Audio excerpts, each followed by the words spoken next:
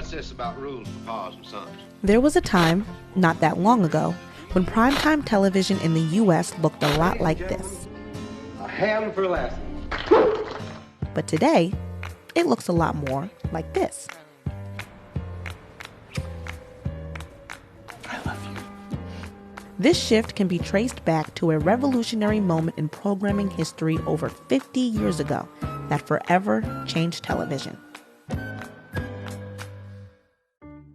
Television has long been a centerpiece of American culture. By 1955, half of U.S. households had a television set, and by the early 1960s, that figure rose to 90%. But what was popular on TV at the time, mostly variety shows, game shows, soap operas, westerns, and light comedies, wasn't exactly reflective of the contemporary world. There were some major events unfolding during the 1960s, including probably most predominant for a lot of people was the ongoing war in Vietnam.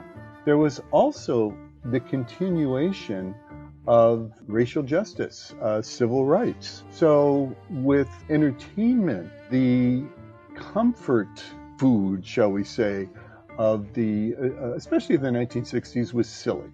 The default for entertainment was to not rock the boat, to be reassuring. I'm having trouble enough believing a toaster that works when you say 5. But a square egg, that's ridiculous. It's important to remember that in that era, there were three main forces of television, CBS, NBC, and ABC. There was no cable option for the vast majority of the country. There was no satellite, there was no streaming. There wasn't even the ability to record a show to watch later. So essentially, when you were talking about watching television, you were watching the curated offerings of three major commercial forces whose number one motivation was to make the most money possible. And for CBS in particular, at the beginning of the 1960s, they had struck gold with rural comedy. The Andy Griffith Show is definitely the most popular. That kind of started the craze for CBS in 1960, followed by the Beverly Hillbillies in 1962. Then you have Petticoat Junction in 1963, Gomer Pyle, USMC in 64, and then Green Acres in 1965. And that comprises the core of the rural craze. All of these very popular series had something in common. They featured stereotypically country characters in silly, anodyne situations, miles removed from the tensions of civil rights at home and war abroad. And there wasn't a person of color anywhere in sight. Aaron Rubin, who was a producer of The Andy Griffith Show and a couple of these others, he said, people are watching the show to escape, and if they see people of color, they think of unrest. They think of troubles, and we don't want them to be thinking about problems. We want them to be happy. And so that's why we're only showing white people. As a business, though, the reason CBS was going to favor the comfort food was that it had worked. It had worked certainly since the beginning of the 60s. Why in the world would there be a thought of even changing that? There's a couple of things going on in the late 60s that are going to lead to some pretty big changes. For one thing, the demographics that you see with television are changing, and they're getting much more sophisticated. The baby boom generation is starting to come to adulthood, and they are now the targeted consumers. And so you need to not only get that coveted 18 to 35 demographic, but there's a serious generation gap between their parents and this group. In addition to shifting demographics, the major networks were facing a deadline to make significant changes to their lineups. New regulations in 1970 required local TV stations to reduce the number of hours that big network shows were given during evening primetime in order to foster more diversity of local and independent programming. This forced reshuffling presented the major networks an opportunity for transformation. In a radical move meant to catapult CBS ahead of its competitor networks, the company appointed a 33-year-old vice president, Fred Silverman, to lead the charge, which he did, bringing about a revolution in programming on a scale that no network had ever attempted before. His first target? Rural comedies. Rural comedy came under fire for this a little bit at the time because they're on the air at a point when you are starting to see people starting to talk about diversification and saying, okay, maybe this doesn't really reflect what America looks like. Maybe we should put some people of color on here. Maybe we should, spread our wings a little bit and explore some different kinds of stories. CBS, under Silverman's direction, did just that, wiping most of the rural comedies from the slate and introducing new shows that were unlike anything that had been seen on television before. Don't do no more of that. America's favorite family is at it again. All in the Family was the breakout hit. If God had meant us to be together, he'd have put us together. But look what he's done. He put you over in Africa. He put the rest of us in all the white countries.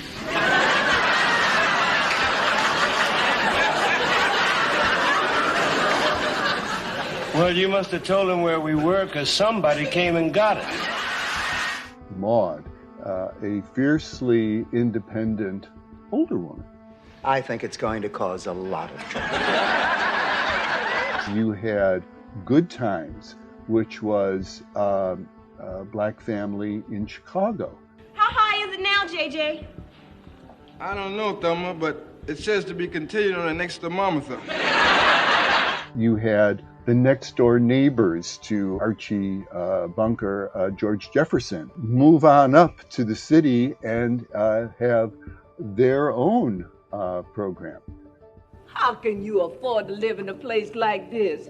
You ain't tall enough to be no basketball player. And the lead performers were black performers. And it was joyful in the celebration of their own identity. CBS wasn't the only network aboard the revolution.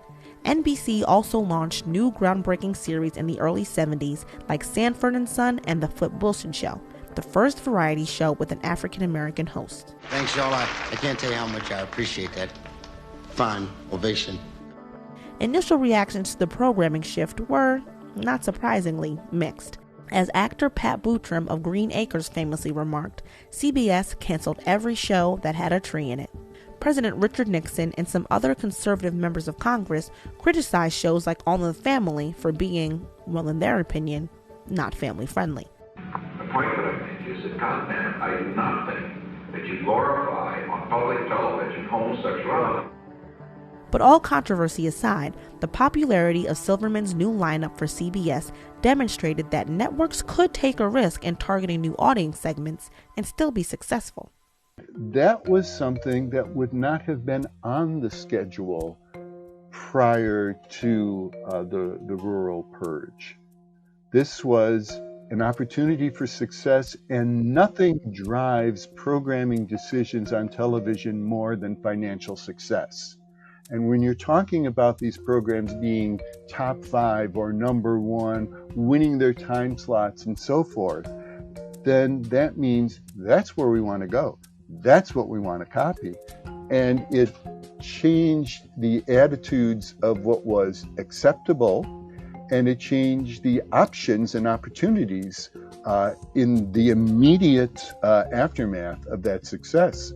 Despite its ominous name, the Rural Purge didn't mean the end of all rural-oriented programming. First off, many of the primetime series canceled by CBS didn't disappear. They simply lived on in syndication and reruns. But the networks also recognized that they still had to cater to important rural and southern demographics.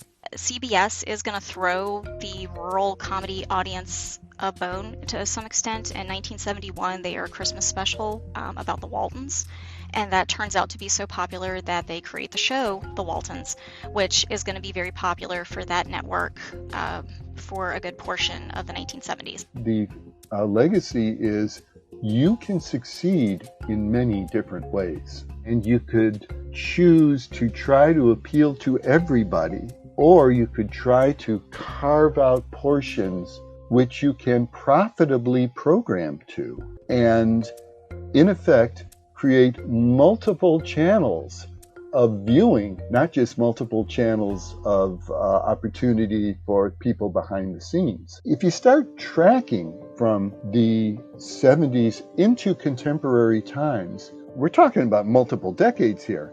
Nonetheless, what we're looking at is more and more people saying, I want to do this. How can I do this?